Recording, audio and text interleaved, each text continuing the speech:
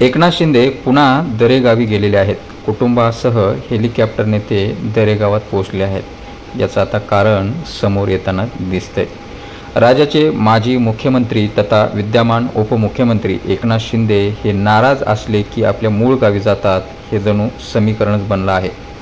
आजही पुन्हा एकदा शिंदे त्यांच्या मूळ गावी म्हणजेच दरेगावी येथे गेलेले आहेत. या दौऱ्यावेळी घरगुती कार्यक्रमाचं कारण समोर येताना दिसते. एकनाथ शिंदे हे दरेगावी 3 दिवसासाठी मुक्कामी असणार असल्याचंही समजतं. बुधवारी म्हणजे आज 5 वाजता मुंबईवरनं ते हेलिकॉप्टरने थेट दरेगावात गेले. त्यांच्याबरोबर त्यांच्या पत्नी होत्या.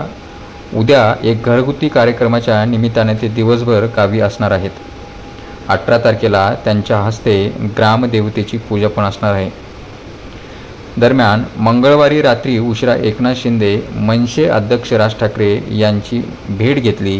अचानक ते शिवतीर्थावरती दाखल झाले. मोठी राजकीय घडामोड घडत असल्याचं दिसून येत होतं. मात्र ही केवळ सदिच्छा भेट होती. स्नेहभोजनाच्या निमित्ताने भेटलो असं शिंदे यांच्याकडनं सांगण्यात आलं.